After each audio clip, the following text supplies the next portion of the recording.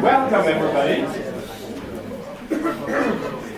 Welcome everybody to tonight's, I was going to say festivities, I don't think it is festivities, to tonight's event.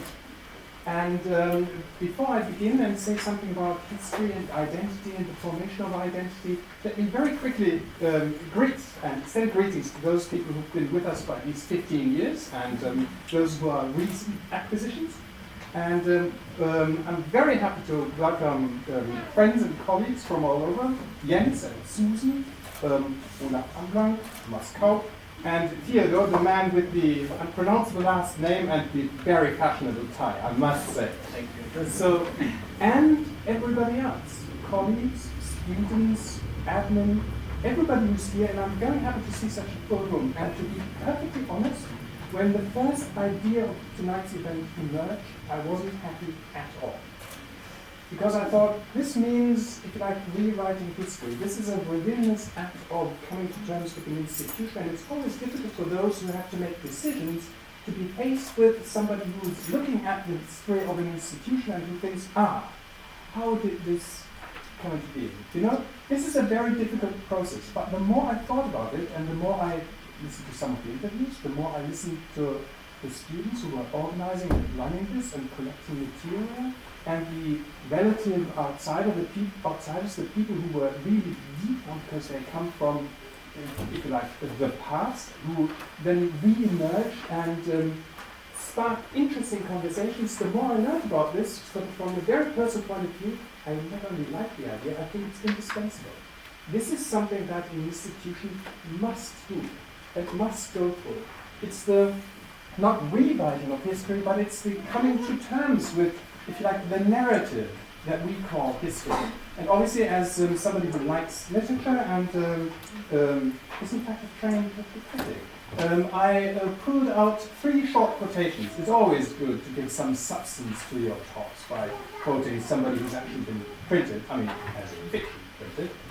And you may know Julian Barnes. Julian Barnes' History of the World in 10.5 chapters. I'm not saying that this is the history of this institution in 10.5 chapters, but I have 3 quotes that I think illustrate very nicely what this institution is all about and what this event tonight is all about. He says, we all know objective...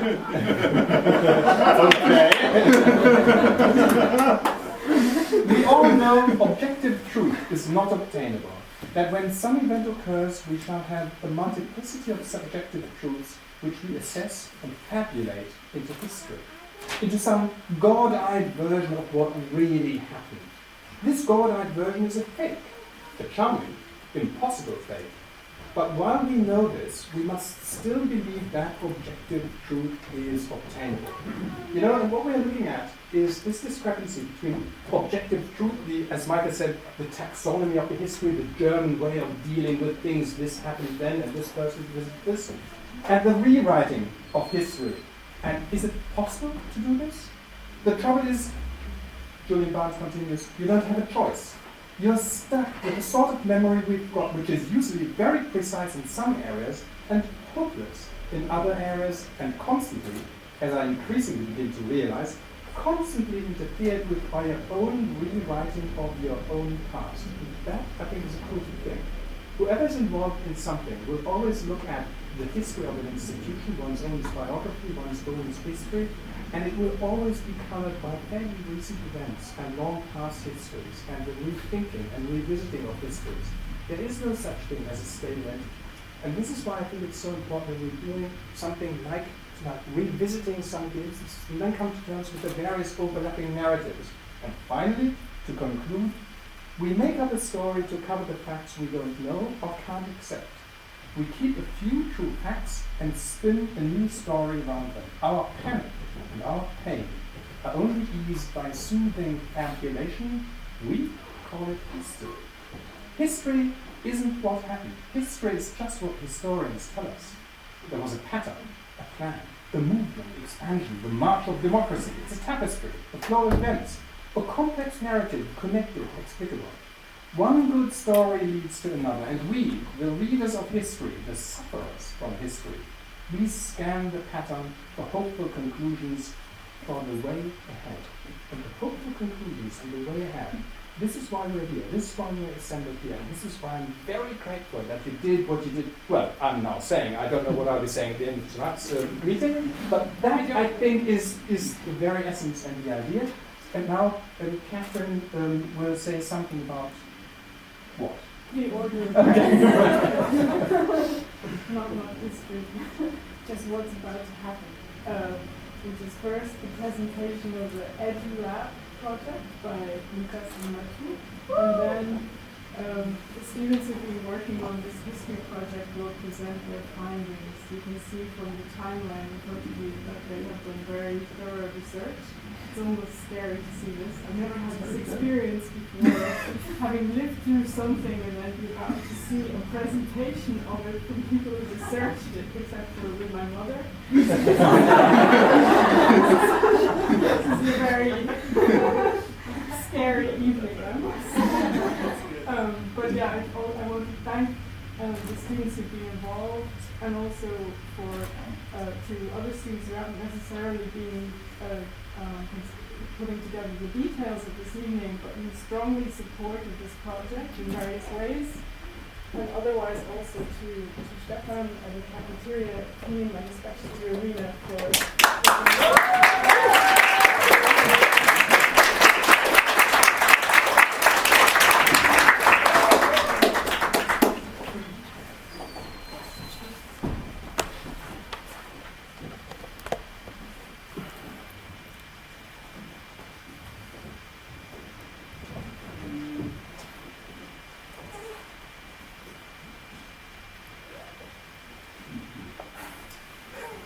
Hello everyone, thank you so much for coming. Before we begin the presentation, I would like to begin with an anecdote. An anecdote that's typically about my recollection as my time comes to an end, as of tomorrow. Before applying to ECLA, I was sort of browsing through the website, and there was this one very beautiful picture, I think it was set in the fall. It was Peter Hanau's seminar. And it was one of the most coziest, intimate, warmest settings I could ever think about, that could ever define a learning environment. And beneath the picture there was a textual description, and it said, at ECLA, conversations are meant to extend beyond the boundaries of the classroom, and they're meant to seep into our daily lives here, be it in a dormitory or at the cafeteria. And it was precisely in these in-between moments of our time at ECLA that Lucas and I started talking about our ideas on education. And the more we spoke, the more that we saw that ECLA is a perfect place to set up a platform for our think tank, actually, which is basically a think tank that attempts to revive the values of joy, wonder, and curiosity, which we believe have sort of faded away. And thus, EduLab is basically our little baby that we have cultivated for some time. And so Lucas will say a few words about EduLab. Mm-hmm.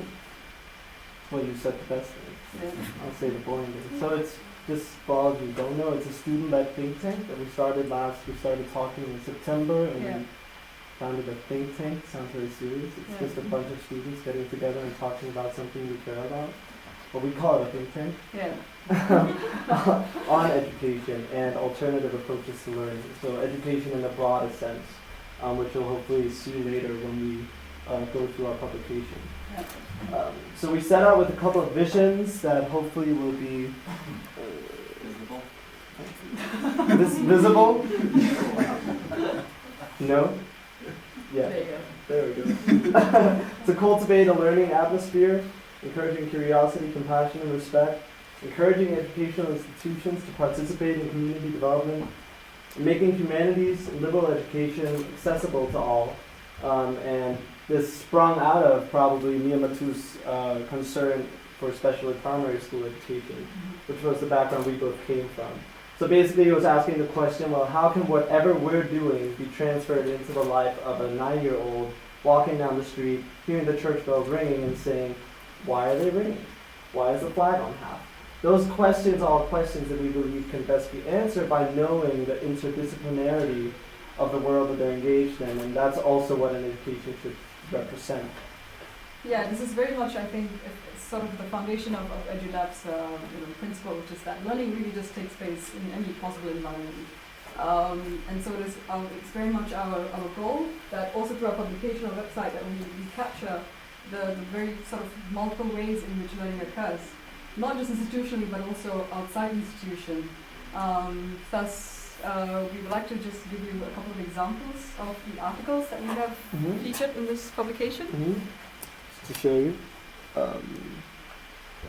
So, contents. So we have Catalin Moises article, our very own students here right at the back.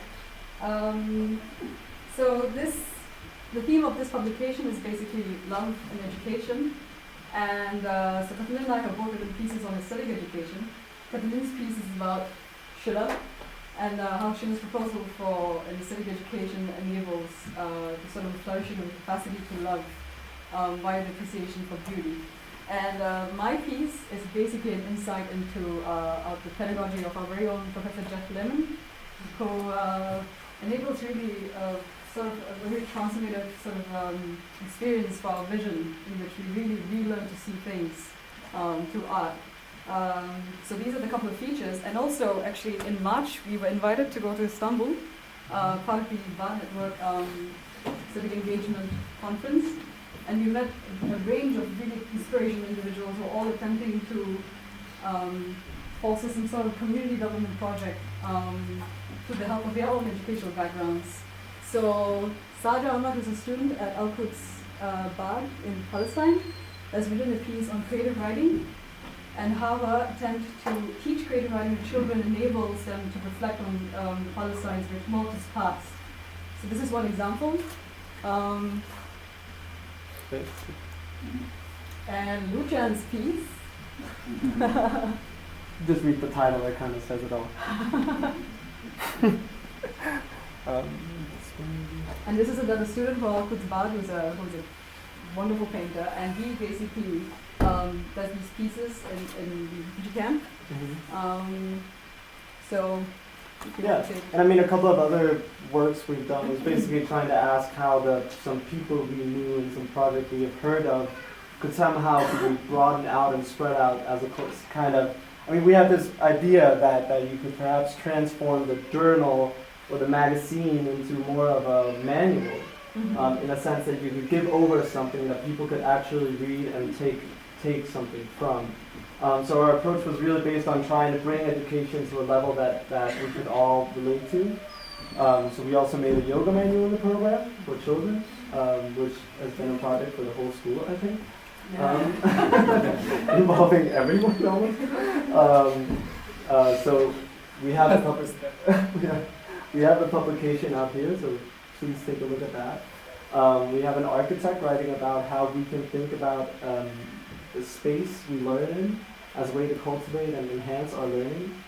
And we have our own Osman, who wrote a piece on his recent publication, Wisdom Salad. Yeah. So there are a lot of really great things I can encourage you to read, and hopefully now it's a matter of, we were a bit short on time, but we tried to get as many people from the BARD network to join in as possible. Because of course the BARD network perhaps represents what we call the new form of interdisciplinarity, not just in the institution, but interdisciplinarity in culture and in what people join the conversation.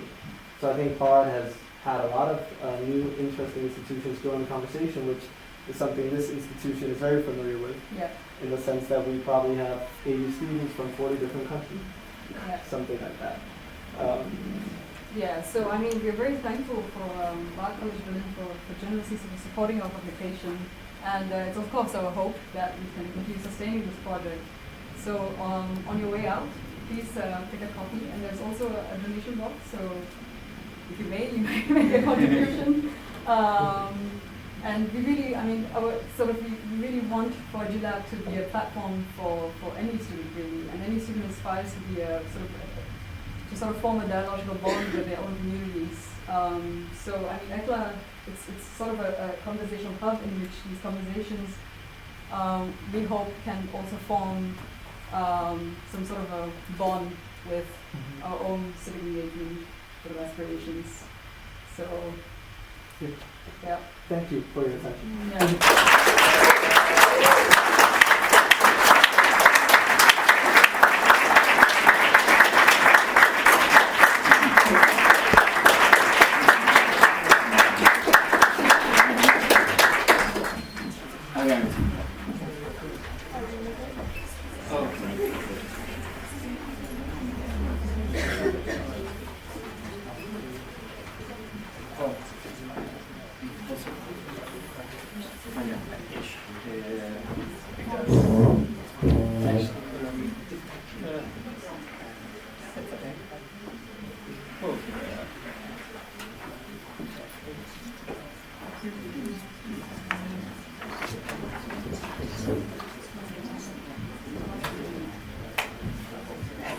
Shall we start? Is everybody comfortable in this? Okay, wonderful. First of all, let me thank everybody for being here today. We had a dry run right before, and our biggest fear was that no one would show up.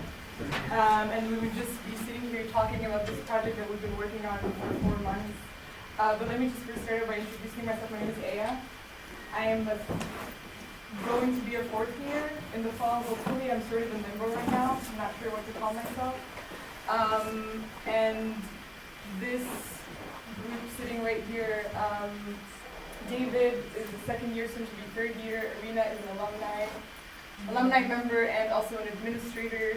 Michael Weinman is a faculty member, and Lucian is also a member of our alumni. Another person who's worked very hard on this project, but I'm not sure why she's not on this side. Of the audience is Maria, she's sitting right here. And she's also done an enormous amount of work for this project. David told me not to say this, but I'm going to say it anyway. The fact that I get to speak first is by no means an indication of how much work I've done for this project. In fact, I've done the least amount of work, so that if you like it, I can take credit for it. If you don't, I can distance myself away from it. But I'm extremely proud of the work that we have done today, because I really feel like this is a true moment where there's a concern by the community, and the community has managed to find a solution for it. Like, we've searched through ourselves, we've put our heads together and managed to address a question that was posed by ourselves. And the genesis of this project came, I guess, in November, when the name change from Eklund Bard to Bard Berlin happened in a sort of abrupt way that I wouldn't say angered, but concerned members of our community to varying degrees, depending on how much you were in the know. And so we set forth to try and survey the history of this institution, and we did so by largely interviewing people. So tracking down people that were involved in this project from its very beginning, sitting down with them and trying to pick their brains about why they were involved. We had a set of questions that we asked each of them. And to try and put it all together, and from all of these interviews, trying to surmise a timeline, which you see in front of you, put very beautifully by Irina. So that's sort of one side of our methodology. The other side of our methodology is looking into the legal documents, so the various documents that founded the various stages that we are going to show to you tonight. This place starting as a summer school and then ending with a school with an institution that I hear is soon to receive its full German college accreditation, which Irina mentioned has always been, if you've ever been involved with this is always the stated goal, to work towards this being a full-fledged institution, which I guess is great that we get to witness that. That's sort of my introduction. Another important part for me, sort of getting into this project, is to try as much as possible not to impose a narrative on the information that we found. We felt that maybe this was the era that a lot of the miscommunication that came throughout the change of this institution came out. I was trying to say that something happened for a specific reason. That's by no means our intention. We don't want to position ourselves in a place of power whereby we know more than you do, because we are the community. I remember how I found out about the name change. I went for a nap, I clicked the refresh button, and it was Bard College Berlin. It's okay, the worst things have happened in the world. So this is by no means an attempt by us to position ourselves in a place where we know more than we do. This is for you. We argue, and this is the angry here. So we're gonna wrap up. So that's one thing. One thing about narrative, we're not trying to impose a narrative. And this tonight, as Churchill said, is not the end of the beginning. Where was it? It's not the not the quote where history is written by the winners. It's the one. No, this is It's not the beginning of the end. It's Fine, the end of it's the. the end. It's the end of the beginning. Yes. Thank you. And so this is, but in all seriousness, this is an invitation for you to come speak to us. If you feel like you have something to say about this place, we tried to pursue the people that sort of came into our proverbial radar, people that have been involved. Or if you're an alumni member, if you're a student, and if you want to go through our little interviewing class, we have the same question for everybody. We'd love to talk to you. We'd love to give you the time. For me, it's been an absolute pleasure meeting with the people that I've had the chance to meet with. I just came back from New York, so I got to meet with Professor Kish, Professor Botstein, and that is it for me. If you feel like you want to say something, we absolutely would love to hear from you. We absolutely love to talk to you. So yes, that is that. A little bit about the sort of the format of the evening. Each of my colleagues will present on something. This is how we've chosen to organize our presentation, but again, this is by no means a dictation of the narrative of the school. So David will talk about, Lucien will talk about periodization, and I'm very curious to find out what periodization means. Michael will talk about the relationship between ECLA and Bard College proper, and Maria and David together will contextualize the relationship of, Irina and David will together contextualize the different competing visions that have come into play throughout the history of this institution. You're not allowed to interrupt us or throw things at us until we're done. And then after we're done, we're going to have a Q&A. Can we heckle though? Absolutely, because I feel like, even as we were going through the dry run, I had so many questions and I felt if I had interrupted any of my esteemed colleagues here listening, this would go on forever. So just, the better, the more, this is absolutely an exercise that is meant to provoke your thought. So hold on to your questions, and we are very excited to discuss them with you. We don't have to do this, but we want to.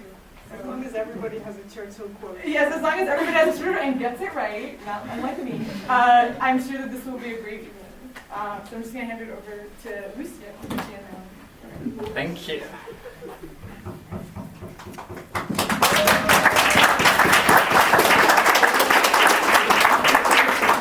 So I'm Lucian Kosinski. I was here, I spent 2 wonderful years in 2004, 2006.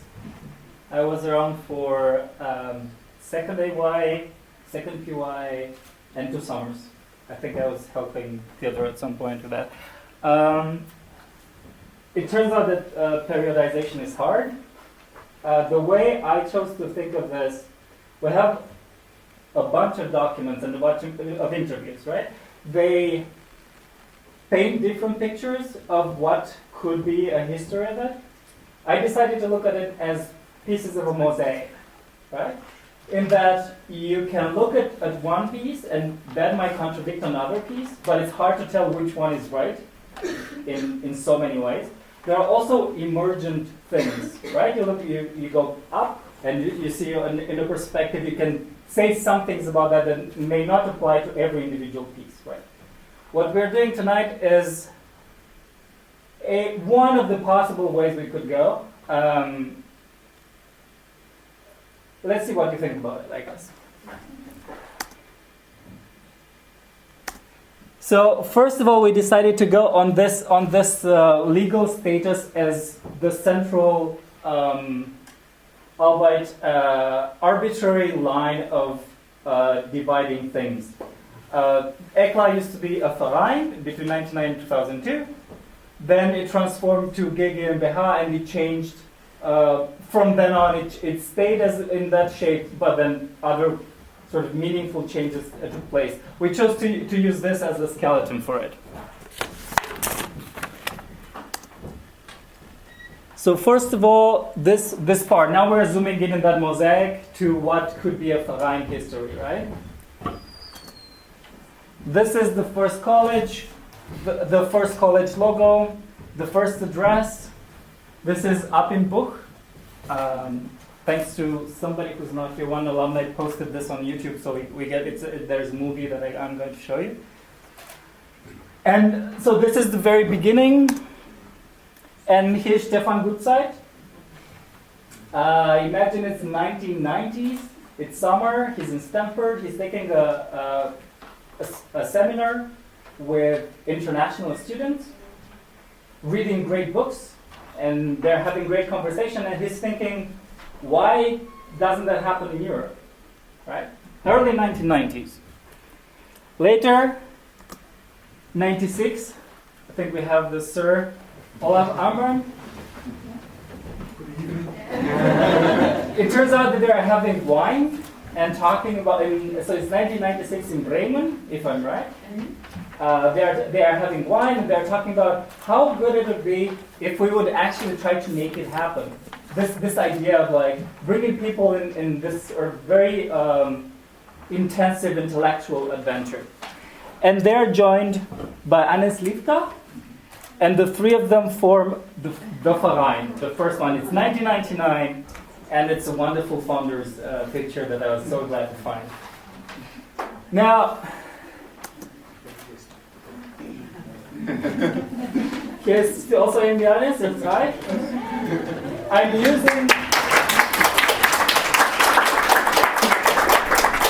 I'm using Mr. Reich just to introduce the fact that the purpose of the Verein was to make a contribution to the educational environment in Germany.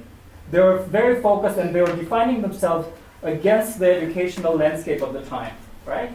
To do that, they attracted really important people in Germany, like Jens Reich, like Norbert Wagner, who was the chief economist at Deutsche Bank for a long time, and Josef Joche. I'm just selecting 3 people for reasons of time. There were 30 people or so in Curatorium, well-known people who had an influence on, who could potentially have had an influence in the conversation about education.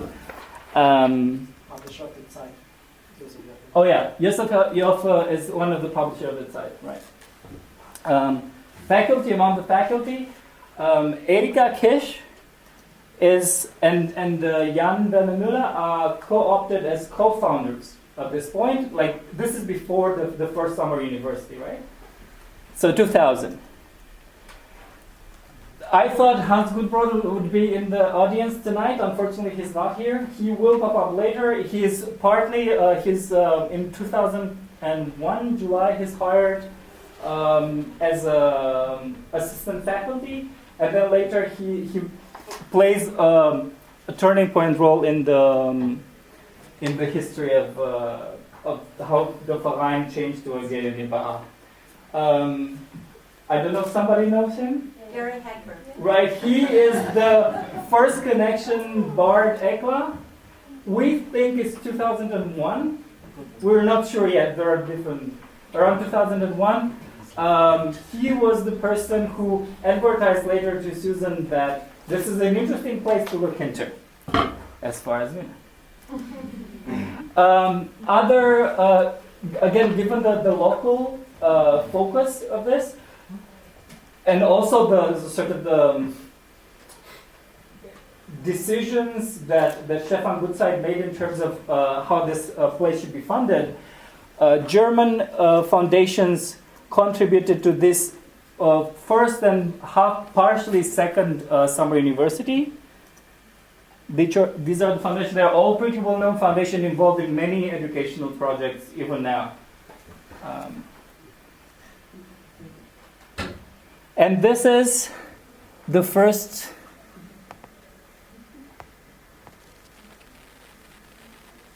This is what students saw in the summer of 2000 when they came here first. It's Berlin Buch. It's up north. I don't know if anybody has been there. Then you can see there is a comparison between Harvard. They bring Harvard, Stanford, Ivy League universities as a potential comparison. That again, however, as opposing the German university system in a sense. And I'm also going to mention two people who, one of them I thought was going to be in the audience today. Alina Chiba was in the University of 2000. She's my Romanian connection to this place. So I came in 2004. It's like 5 years difference, I guess. I was following it closely. And Jyoti is not here, but she was here then, and then she came a couple of times more as a student and as administration.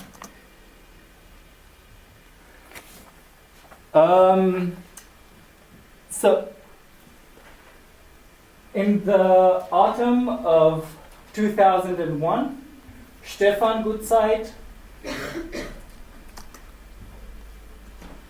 Erika Kish, and Jan van der Moer went to New York to meet Julie Kidd, the Christian Endeavor Foundation representative, and they convinced her that she should try to support this this initiative. And in April 2001, the foundation made the first grant towards to ECLA. Later, the foundation increased its role in the program, in the organization. Just two other people you might know, hired by, I don't know who, maybe not everybody knows them, Peter and Thomas. They're hired by Erika. They were part of ISC 2002. And there was already... No, for 2002, 2003, the year. FY, okay. No, the AY. Yeah, FYP. Okay, thank you. So it turns out they moved here in the summer, but maybe they taught then. What happened is also there was a change in the perspective as to where the college could go, and the Christian Johnson Foundation ended up closer to Erika Kish's vision, right? So moving away from the Harvard vision towards a very different type that I think David and Irina are going to say more about. Dick Shriver, he visited in December 2001. At the time, financing, as you've heard, were always a problem in ECLA. At that time, though, it was a really momentous occasion because there was, I think, the time between funding and the arrival of the students happened to be less than a month, basically. So, and that's one reason that Julie Kidd thought that probably an experienced manager would be needed for this place, would help. This is FYP. This is foundation year program. These were the people who were part of it to some extent. Notice Erika Kish, Jan van der Müller, Thomas, Peter, Dick, and Jens Reich are still part of the organization that sort of give the line, like both administrative terms. So Dick was always responsible for administrative things, and Erika and Jan were deciding on curriculum matters. What I want to say here is also they moved for the first time from the summer school model that used to be very international, about 80 students, very intense, 7 or 6 weeks, reading pretty much a book a day and writing and doing a lot of things together, to a year-long program, so not only summer, which means that they kind of needed a different place. Buch was not appropriate for that type of thing because they needed insulation. Part of the search, I think Mr. Thomas Kaup here, was part of the search that helped move ECLA, find basically these buildings and help move ECLA here in the current shape. I like mathematics apparently. So this is also the last thing I'll say. I'm trying to, tracing the roots of the programs that you might be familiar with. First AY, it's the second FYP, in that the first FYP just happened a year before, 2002, 2003. That curriculum, obviously refined, was switched to what became AY. At the same time, the same year, it was called at the time the first second year program, which actually amounts to the project year path track, so to speak. And these together obviously later led on to the value studies path. Two more mentions I want to make, because they will come up later. In 2004, Larry Butch was borrowed from Washington Lee as an interim D. And I think around that time, he hired Catherine Toal. I'm Toal. Was Theodore did actually. Well, I'm sure we'll clarify this later. So that is my side of things. Thank you, and Michael will continue.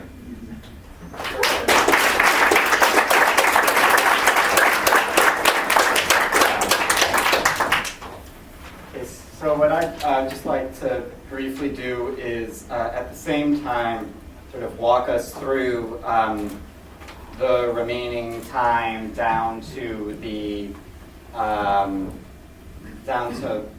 current era, and at the same time to just underscore this fact, I suppose, that seems to me really our central finding.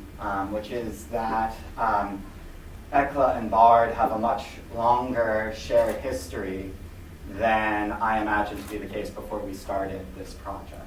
And so I'm not going to go through, but I'll point you to the timeline that's in front of you and pick up the story in a sense at the time where I enter it. I arrived on campus in September of 2010.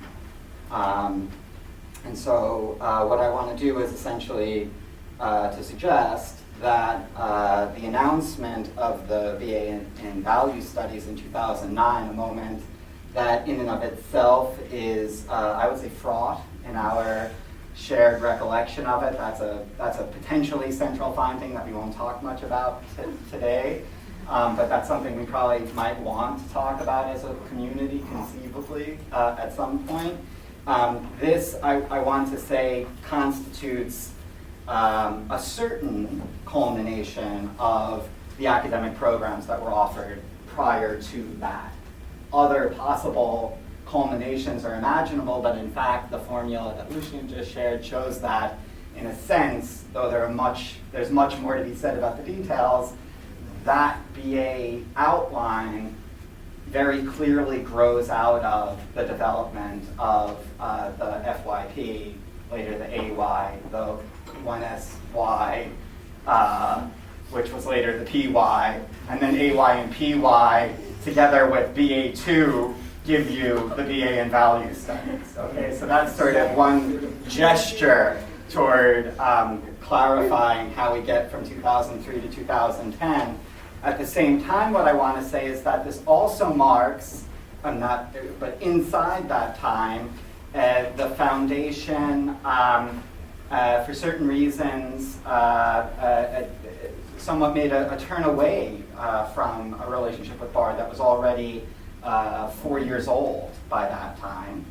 And then at the time that I arrived, it was announced, I can share because it was announced publicly, that we were, the foundation was actively seeking a partner to secure the BA that had been essentially just brought forward.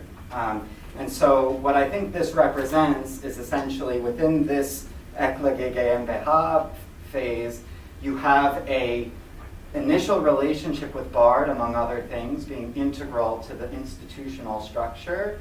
You have a turn away from that for certain reasons, and then you have, in a sense, a turn back to that, or another turn away from turning away from that, whichever you might prefer. But that what didn't happen, for instance, and what many people whose history with the institution is much shorter than that of other individuals in the room tonight, for instance, might have naturally thought is that there was a thing that had its distinct existence, and then another entity entered into a relationship with it 10 or 12 years into its history. And this turns out not to be what the historical record would indicate, let's say. What I think is important about noticing that about the period, the sort of longest period within the four that are marked on the extreme right-hand column that Arina so kindly put together for us, right? So you have the Vorgeschichte, there's always Vorgeschichte.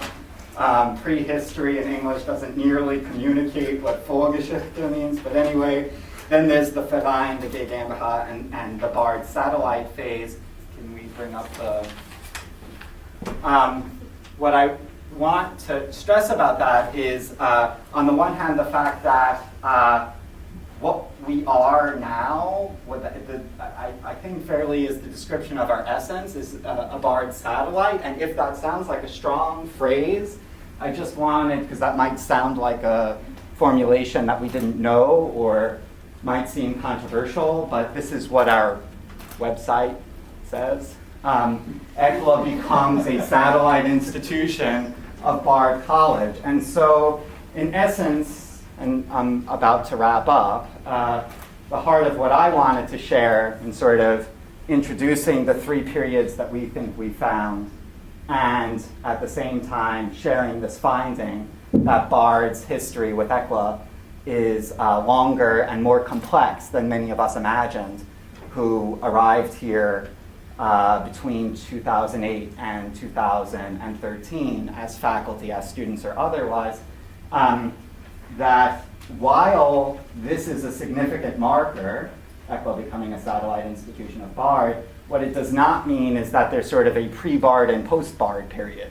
It means a more complicated thing, that the phase in which we're in, I would say, began with the acknowledgement that ownership of the GmbH needed to be transferred, an acknowledgement that was culminated when the transfer was legally completed. But that in and of itself ends phase two, that itself at its initial moments had as an integral feature the fact that some relationship with Bard or an institution like Bard was always going to be a part of the viable future of this institution according to the individuals who had responsibility for it from the moment that the institution went from the Verein to the GmbH moment. So that's how these two issues intersect as far as I think we can tell, as far as I can tell, that looks right. I think this is the best way to think about phases in our history to the present. And it shows that our present and our future are configured differently than many of us for whom these events have been the most significant events of our time at the institution, right? That is to say, not something exactly radically new began, but rather one configuration of questions that were always really pressing from the time of the Verein have been answered in one way that makes it possible, for instance, for ECLA to use the state recognition that it's received for ECLA, for Bard College Berlin now to be a fully fledged, accredited Privatuniversität, and also to offer the degree offerings that we do, which actually share a substantial degree of continuity with the past. So that sort of brings us to the present and the future, which my colleagues will present.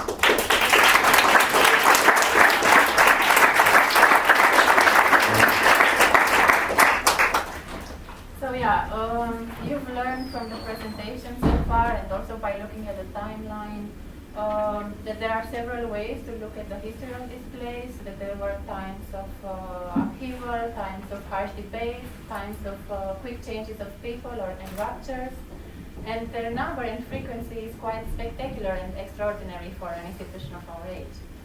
But what kept reoccurring through the interviews we conducted and could be considered as a point of contact between all the different regimes is an underlying intellectual debate about how an institution of this kind should function, about how it should be justified within the larger German educational context, and ultimately about how such a place that offers education could be institutionalized, and whether this debate aligned the points of view or severely introduced contradictions between the people. They were always on the table. So this was always something that people were talking about and something that fueled their decisions. So the decisions about the curriculum, the decision about the study programs, about the format of the classes, about the relationship to Berlin and to the larger educational landscape in Germany, are all a form to articulate ultimately a certain side in this debate. And whenever we focused in the interviews on these aspects and we left aside the questions regarding the organizational issues, we were met with the reassurance of continuity and of natural development, of people just picking up an idea from the previous generations, developing it further or questioning it and tweaking it. And what we would like to do, David and I, in our final part of the presentation, is focus on this column, so the left-hand column of the timeline. As you see, there is nothing spectacular there. It's quite scarcely populated compared to the other two timelines, and this actually denotes constancy and continuity. And we'd like to single out this intellectual thread throughout the institution's history by focusing on what defined and what defines this place as a degree-granting institution. It is our belief that the interplay between the various approaches to the same philosophical and intellectual debates, sometimes in tune and sometimes very contradictory, have carried this place forward and have contoured its intellectual profile and the way it looks today. And in light of these underlying fundamental ideas, all the decisions were taken. As you will see, David will explain what the concept of idea-driven has always meant to this place. And a great deal of the people we interviewed have mentioned to us the existence of factions among faculty and among the administration. But we believe that this laid out the intellectual grounds for what the place is today. It created a space for a very fertile discussion, so we can look at it in a very positive way. And we are very close to being in our full-fledged college in Germany, and I'm talking from the perspective of the accreditation process, which ends in 2016. So we are very close to being there because all of the people who were involved with this place unanimously acknowledge this as the ultimate goal, so of us being a full-fledged college. And another crucial aspect of our institution is that we've always had self-selected students, so students who come here because they believe in a certain type of education and in a certain type of discussion, and they want to join the discussion. So it is our role now to contextualize the intellectual dimensions of all these turbulences and to think together with you about the intellectual community here and to paint a picture of the future. So David will start by guiding you through some ideas that persisted and that we identified as a result of the interviews. And then we will briefly outline the vision and the approaches of the different leaderships. And we'll end by highlighting the relevance of this continuity for our future and by laying out some of our recommendations in light of the experience we've gained with this project.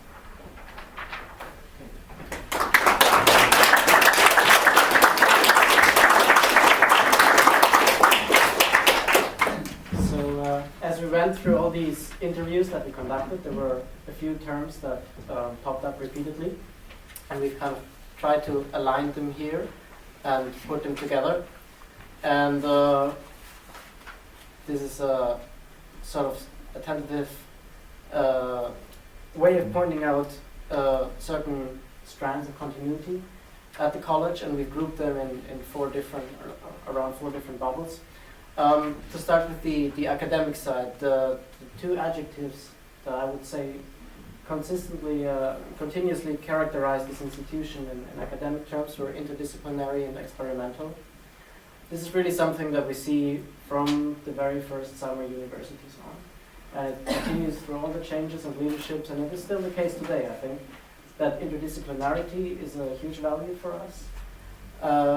And everyone agreed that this place always was experimental in its very conception. That there was always an openness to development, to change, to trying very different, very new things here, very crazy things. It was always intellectually intense. I think as students we feel that. Maybe back then it was even more intense. Lucian mentioned that there were habits of designing a book per day in very early days.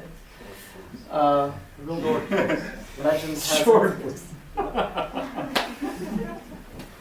And another question is research. I'm going to say a bit about that when I turn to the very first beginnings of the college, but I think we always had a very,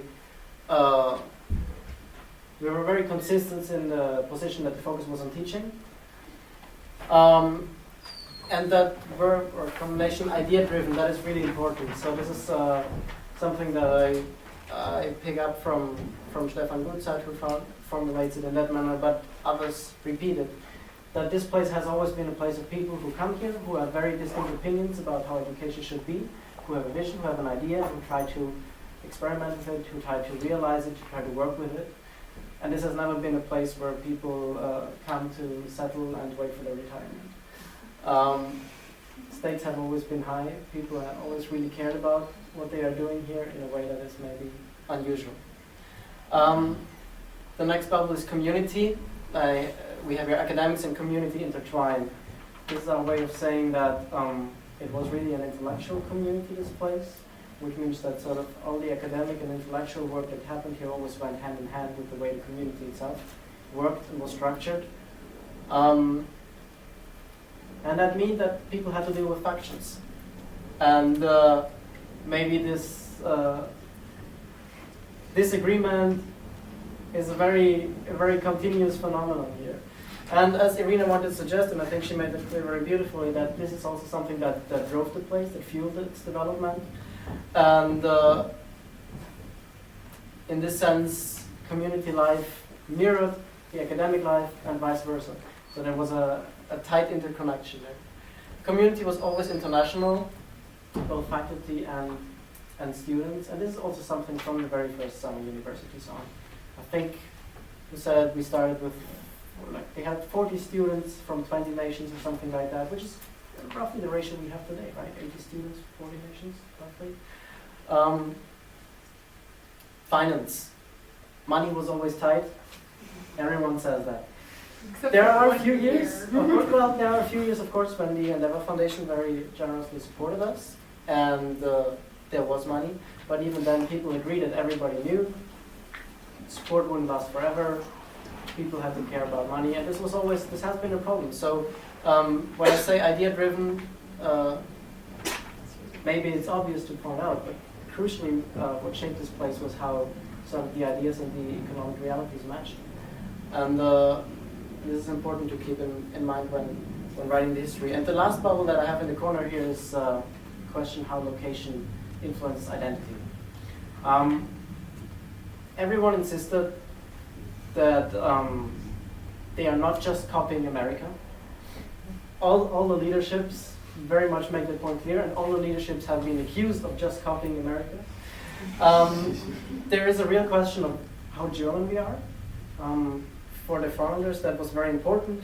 Other people develop different takes on that. How much does it matter that we are in Germany? For a long time, we called ourselves the European College of Liberals. What does that mean? What do we take from the American context? And in what sense are we our own culture? I think that's a fair option to point to. That among all these things, we take a bit from everything and our own inputs. And this has been the question that really drives the place.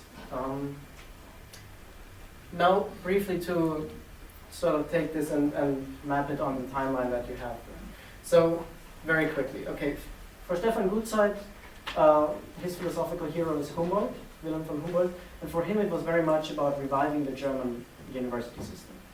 He was dissatisfied with the way things were here, and his idea was take what the Americans do right, and for him there was the liberal arts tradition there, which he thought they imported from the German Humboldtian tradition, and to sort of bring it back to Germany and implement it in a context here and reform the system.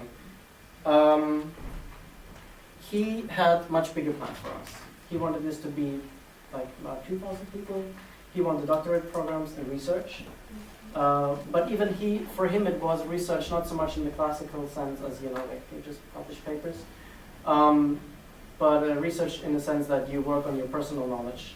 And I think the way we have, for example, co-teaching here, realizing the core course, the way we challenge faculty members to teach outside of their area of expertise is very much in line with that kind of research into personal knowledge, personal development. The second person that I'm going to talk about, and then I stop, is Erika Kisch, who shaped the program for exactly 1 year, and maybe the summer universities before that too. That was the year 2002, 2003. For her it was important to sort of have a great ideas curriculum, not just teach great books in chronological order, but to group them around certain ideas and topics. She also had, it's just an interesting anecdote, I want to put it out there. She told us she had the idea that faculty would change every 2 years. They would come here, they would teach like crazy, they would be completely burned out, and then we moved on to some kind of postdoc at an established institution to ease them back into established academia. That met with resistance and that never materialized. But it gives you an idea of how people were thinking. Some people were thinking back then. And now I hand it back to Irina, who's going to tell you more about moving on to the times of Julie Kidd and Thomas Norgard and Peter Heinal, whom I will discuss as a trial because this is how they were taking decisions. As some of you know, so one of the major developments during that time was the introduction of the value studies approach, which was thought as an alternative to the two main curricula forms of liberal arts in the US. And hand in hand with this value studies approach was the need of blind admissions policy, which played a crucial part during the times here. They also placed a great emphasis on interdisciplinarity, and the idea was always to see how different people from different backgrounds can each contribute something to this project in their own way. As David already mentioned, funding was not a problem for several years. It was always in the background, but it was never on the table, so to speak. At some point, they started to seek for potential donors, but they were deemed by the German foundations, they were deemed too exotic, and by the American sponsors, they were considered too small or too far away. There was a great focus on A-class international character. And with less interest for the local culture, for the Berlin landscape. And experiment also played a large role. So as Thomas Norgard told us, so they were trying out constantly new ideas with the purpose of scraping out the ones that didn't work.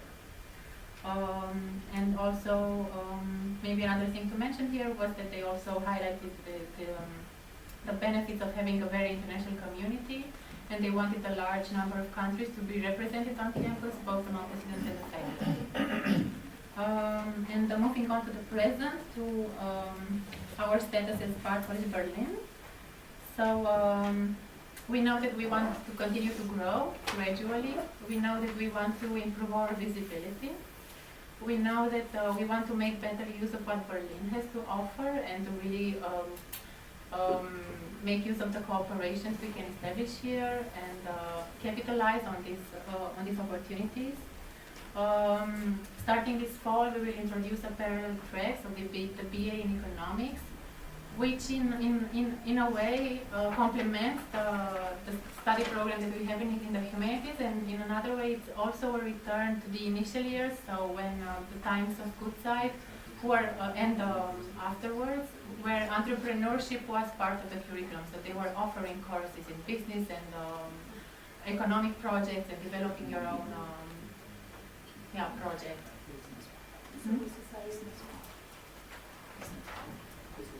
Business plan, someone says here.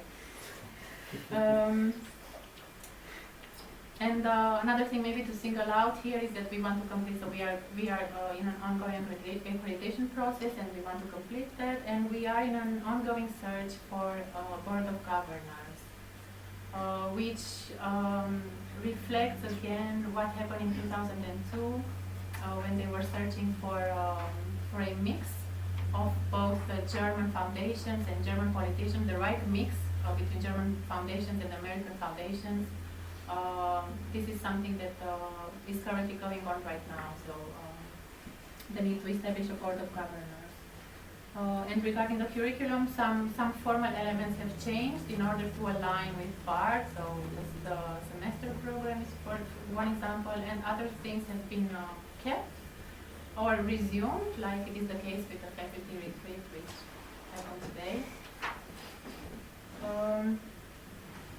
Yes, and I think that should be We want to conclude by putting out two suggestions or recommendations, preliminary recommendations.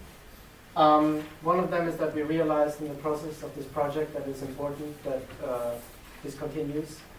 As the Churchill quote was supposed to indicate, this is the end. One thing to say right now. This is the end of the beginning of a long process of there is a lot more material out there that we want to work through, and we think it is important that there is a sort of physical manifestation of that project on campus, and thus we would like to encourage that some kind of archive or museum is initiated, that there is a place created on the college site where we can archive materials, where we can document things. And our second recommendation? Which is the third. Which is the third? Okay, so another recommendation would be, okay, so we all learned that idea-driven is a major concept here, but we must not ignore the practical aspects of doing so. So funding has always been an issue, and the search for donors has always been one of the major directions of attack of this institution. And so we learned through our research that there is a relation that cannot be ignored between having an idea but also finding the means to put it in practice. And the third recommendation that we would have refers to the deep alignment that this place has always had between the academics and the community. And I'm coming back now to the beginning of this evening, actually, to what Matu mentioned about the discussion from class continuing afterwards and overflowing into all aspects of life here. And yeah, we want to urge you to continue that. And like a person who is present here tonight put it very beautifully, it is not only through professionalism that we can achieve it, but most of all through friendship. So thank you for listening.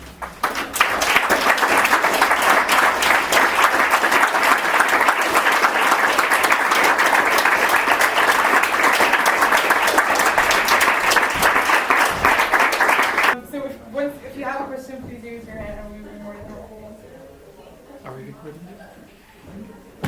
Or we will start talking about it. Questions? Comments too. Comments? Feedback. Feeling? Carrie, please. Surprising thing that you guys discovered in your research. Should we all? You didn't tell us. For me, it was always like my personal conceptualization of history was the cycle that came directly before my time. So I didn't really imagine a period before Thomas and Peter. When I came to the school, they were the deans. And we sort of worked from the front back, not from the top, from the bottom up. And so it was very surprising that every time we talked to somebody, they would always say, but you shouldn't really talk to me, you should talk to this other person that was here before me.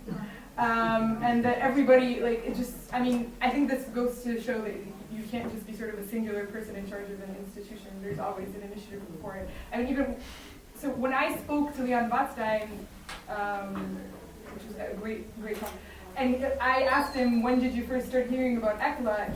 The first thing that he started talking about was all of the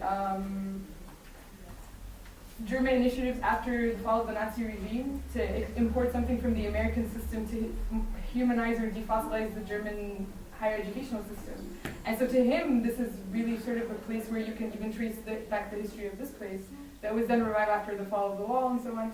So I guess this was my takeaway from it, is that there's always something before, and you can't really like pin down a point and say that's it, that's where we started. Yeah, I guess for me too, to just make the round quickly, it was always surprising to see how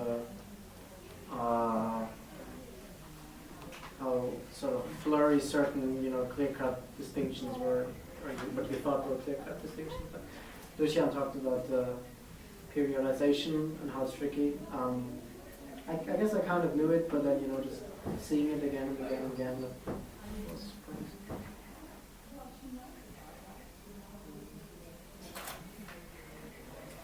Surprised, I think the main thing I wanted to communicate is my terrific surprise at how much is shared by the people who spent an awful lot of time for some amount of time of their lives here.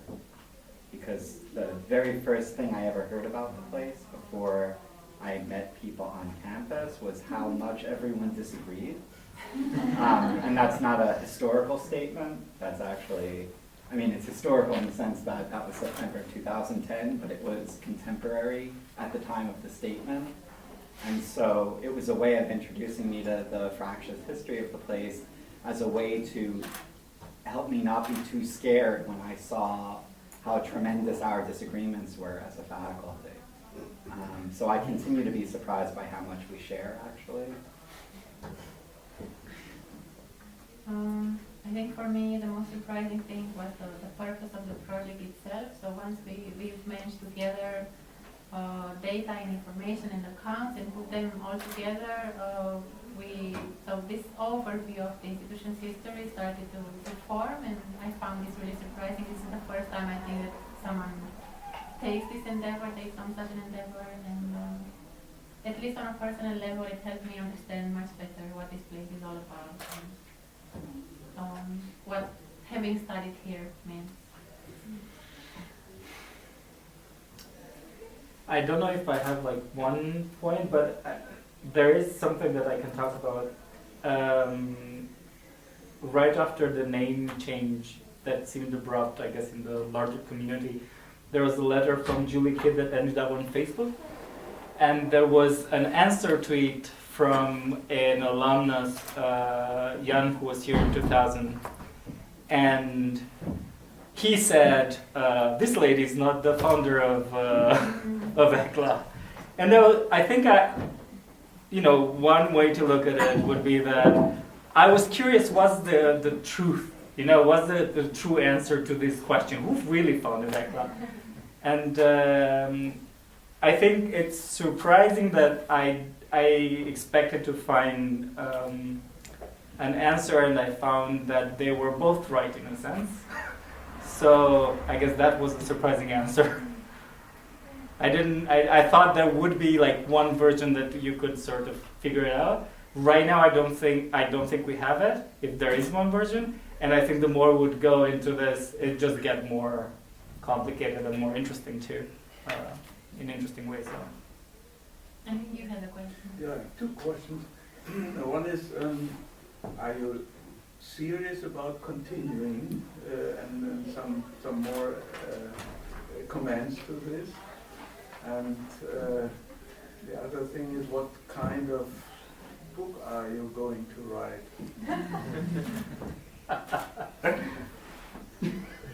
Do you want to take the book question? having Or is the it a only person thriller? who's written a book. No, I mean the white paper at this. Katerina's writing a murder mystery about this. We have to ask them later. Certainly serious. And so one thing that your question allows us to say is that if anyone in the room, perhaps especially a current student, feels that they have some time to devote, we have thousands of pages of documents to redact and to digest, which does not mean to eat them. Much as I might like to, hungry as I am right now.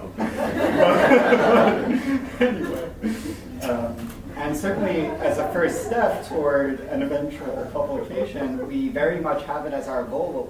What we said initially was our goal in our first sort of communications with the community before the winter break, which is to complete a white paper, so a kind of statement of facts and a short selection of recommendations and motivations. I think that's still a really important goal for the people that spent this time on it. So that's the first step, I think, in terms of publication. But then beyond that, I mean, I do feel that certainly in the past week or so, it seems clearer and clearer that there actually is an audience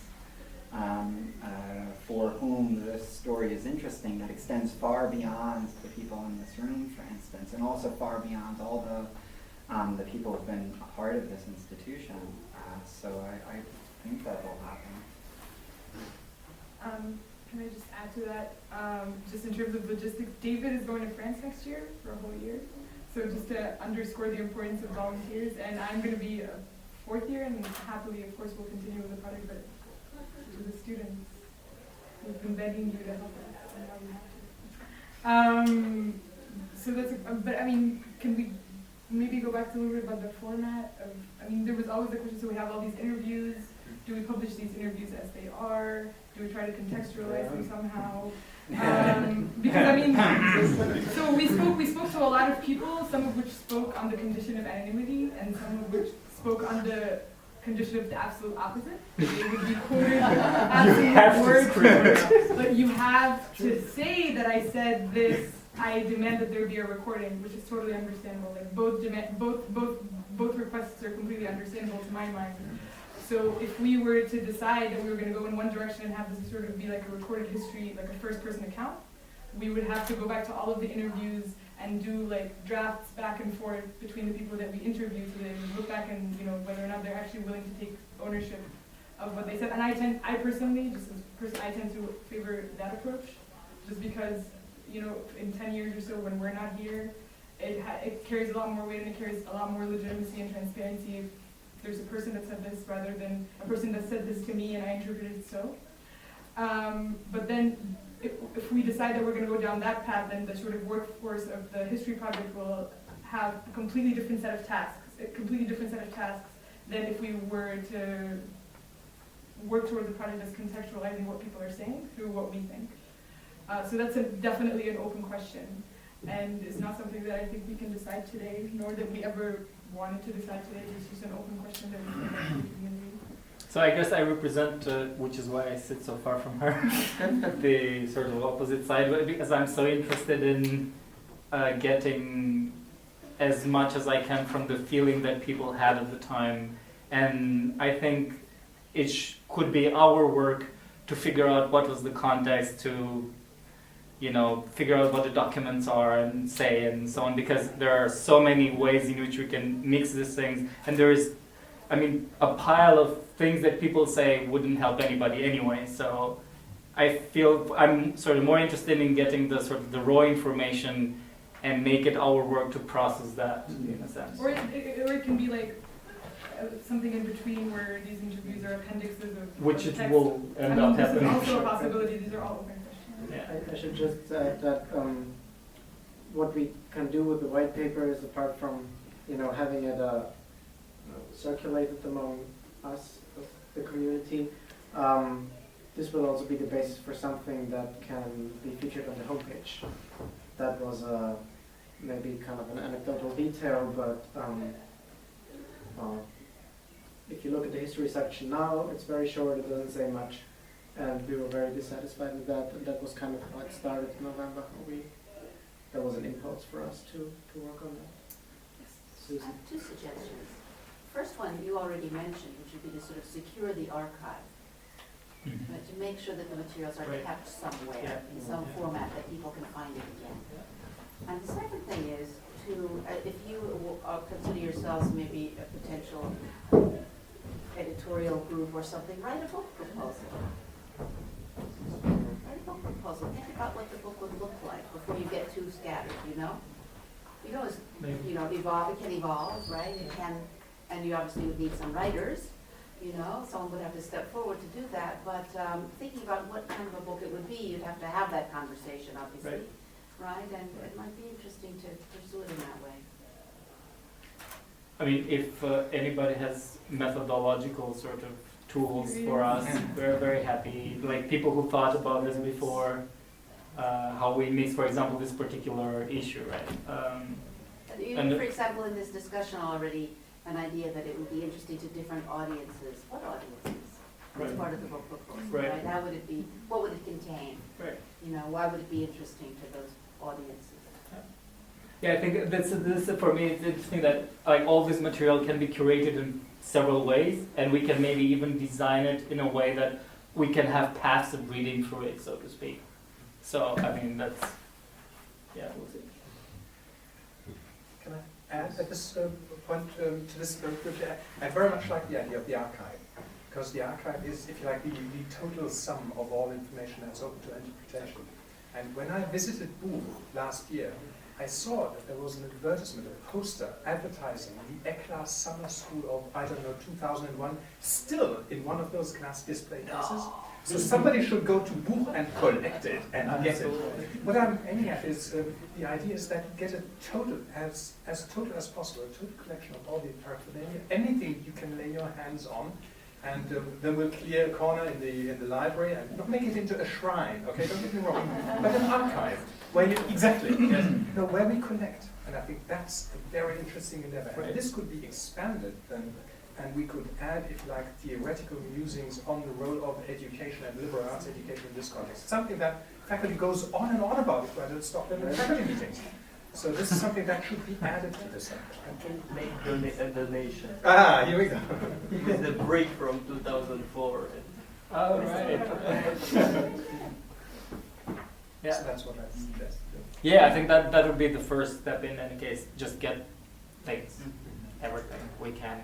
I mean, I was just telling some people that we found today a name of somebody who was president of an ISU that we've never seen before, and we've been looking for it.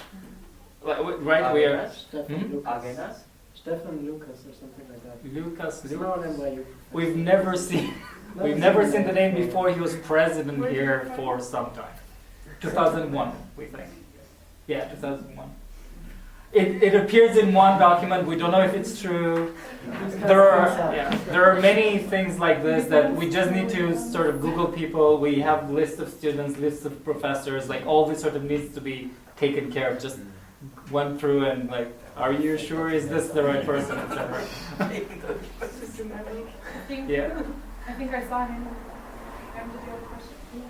I'm just curious because, well, one goal, I guess, when you look into the past is to get maybe some ideas about the future. So I just wonder, after you have done all this research on art's past, what are your ideas or wishes or maybe also concerns for the future? You mean the future of the institution? This institution. Yes, there are many. Apparently money is tight. We're here. Well, so it's a certain thing. If I can say a few things. I mean, yes, Lucian, one is the economic lesson, right? To keep a really good eye on the money. Another thing, I think, to me personally, knowing the past helps a lot in relating to the present. When I see disagreement, factions, just the knowledge that this has a tradition here is to a certain degree reassuring. Another thing, I think, yeah, this connects to what Michael said and about agreements and what Irina closed our talk with, that what is vital for this place is that we somehow continue debates in a manner that helps us kind of, relate to each other on a personal level, and not just as professionals, not just as clients in the case of the students or customers, but as members of the community. I think these are the most. Also, I think we could sort of think for anybody who's in a particular fight right now. It turns out that time sort of takes the edge off of whatever you thought was really important. So, and not only that, but there is an actual building being done by this. So in a sense, it's not personal, or it's not important if it's personal or not, should I say, I guess, for the educational thing for students here. I think for me as a student, one of the best things here was that I was exposed to some part of this struggle, this how do we do this, what we're doing right now, in a sense, right? I think that was part of the education here. So yeah, I guess that would be thinking of how to think 10 years from now about today, or 15. I mean, at the risk of sounding glib, I would say that a really central goal for me personally in seeing this conversation continue with more substance and with the celebrating the securing of the archive right in time for the grand rhetorical finish to the Republic in December. Thus a tale was saved and not lost. I think it's the perfect day And it may save us. to do it, and it might save us too, Khan, if only you listen. But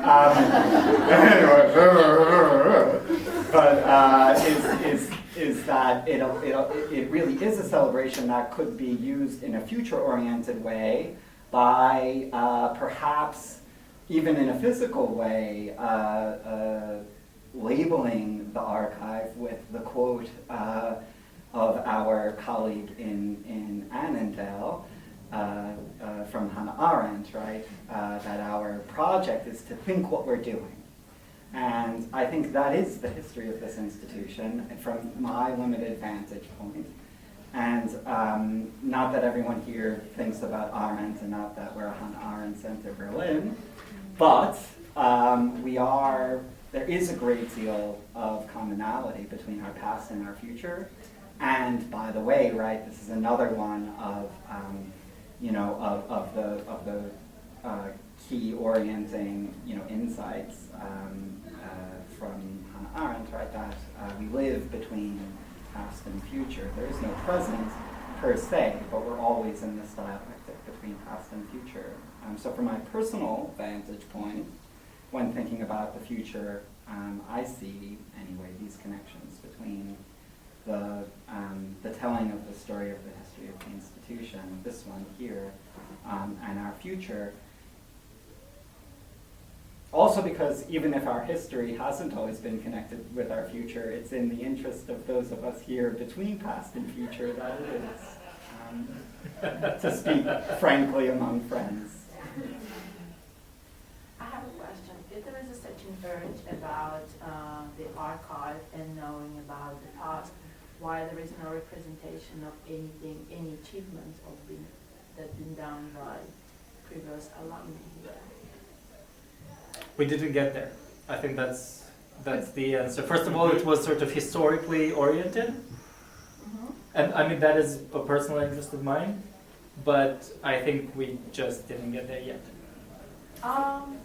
Maybe that's not quite true because, like, me personally approached and my colleague who studied here, and we did here a film, and we've been like really interested to show it 10 years later. And that film was about Russian-speaking community within ECLA. We did it in 2004. And we wanted to show it as a kind of artifact and look at it from like perspective now.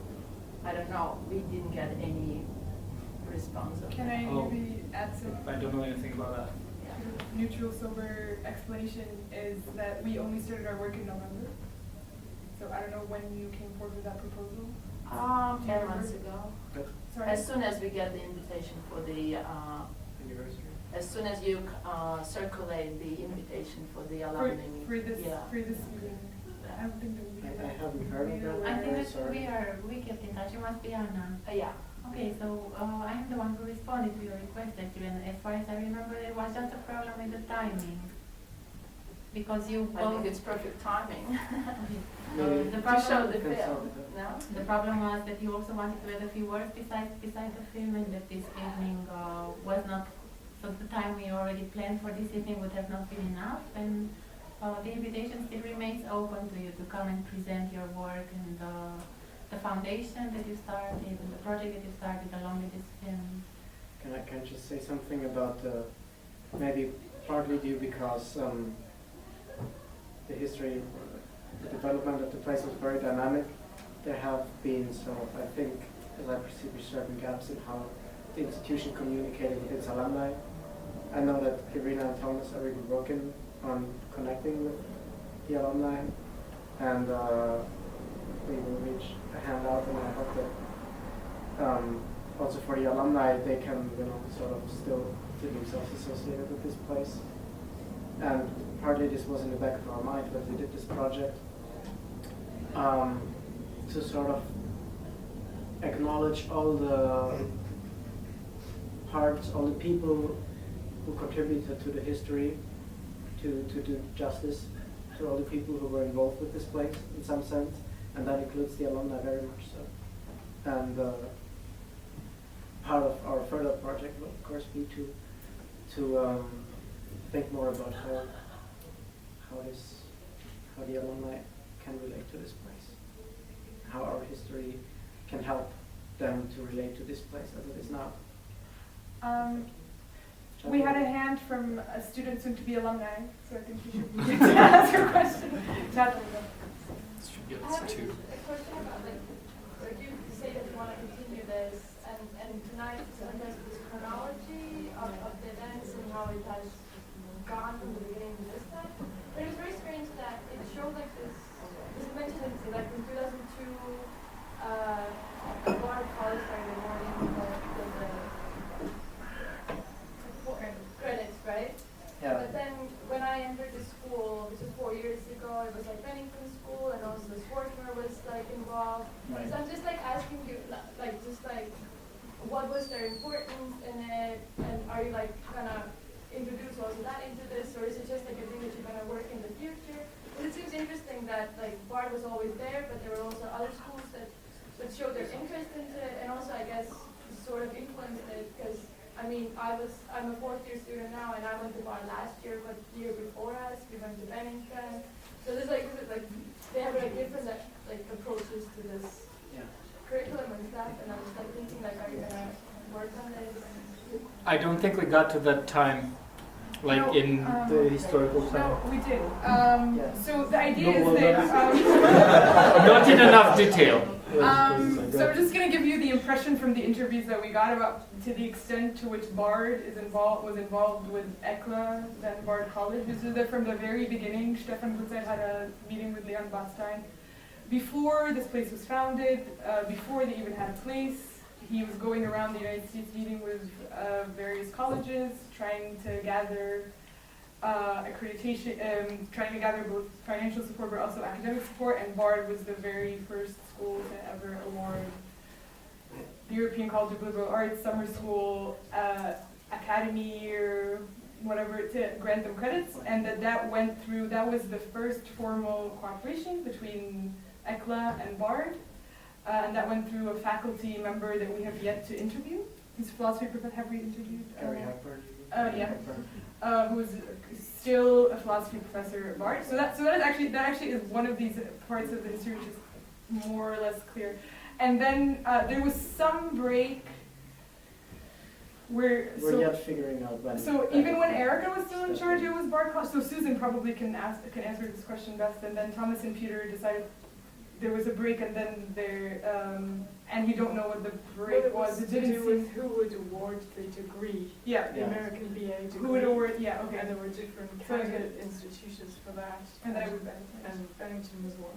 Right, yeah. And then Bard only came back, and I remember this when Professor Watson came here, the first meeting, and there was a question from one of the students who was at the time of fourth year, and asked which degree am I getting, and the answer was you would get a Bard degree if you wanted, you would get a Bennington degree if you wanted. So we were left to assume that the cooperation continued up until 2011, formal cooperation. Please. I just want to say that Bard never decided that we didn't want to give the degree. Absolutely. I frankly don't know how Bennington came into the story.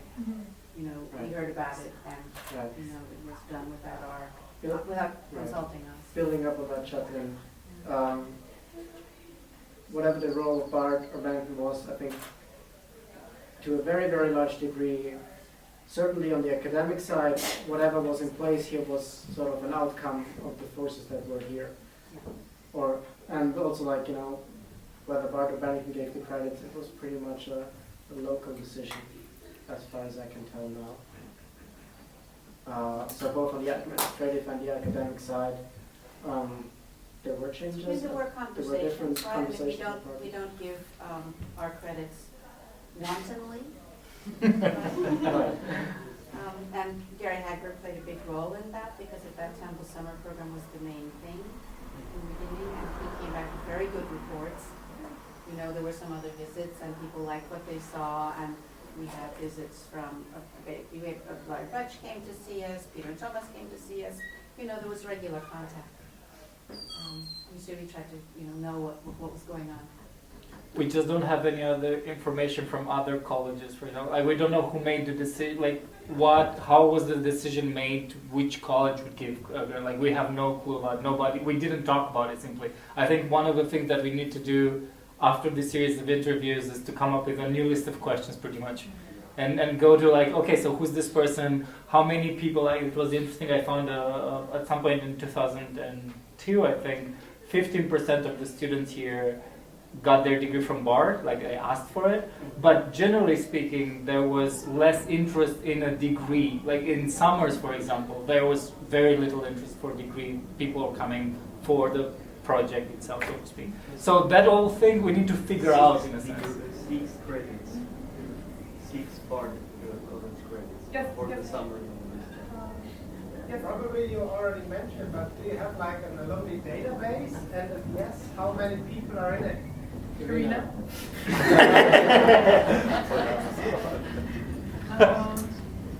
We do have an alumni database. I cannot tell you the exact numbers. Roughly. Roughly, can anyone in the audience offer help about that? 1,000. Around 1,000. Around 1,000. And indeed, so David and Michael mentioned earlier, the alumni relations emerged as one of the major purposes of our project, and we also wanted to use this evening as an open call to the alumni who are here to start thinking about keeping in touch and somehow creating some sort of context where we can actually refer to what's going on as alumni relations. We would be very happy to be able to do so, even if tonight is just the beginning of the discussion. We will be the first in Europe, in Germany, to establish an alumni culture here. From my experience with the universities and other institutions, I can say this should be brought here from the United States and established. You can have the credit to be the winner of the gold medal. By default. Getting together the alumni. it's also a discussion that happened a few times. There was a reunion, the alumni reunion in 2005. 2006. Things didn't. It's not a priority. It wasn't a priority. Whatever happened, it's just not yet there. But it's been a. Alumni in Berlin, at least, are aching for one.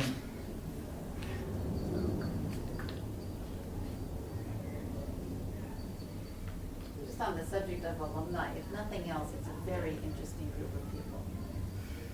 Right. We have Wall Street brokers, monks, poets. It's all there. Who's the nun? Nuns. I will tell her that she was mentioned. She's I was a friend. surprised. Yeah. No, that is true. I'm actually personally interested in sort of tracking down people and seeing what they're up to, like in more detail than we have right now. So I hope I'll get more.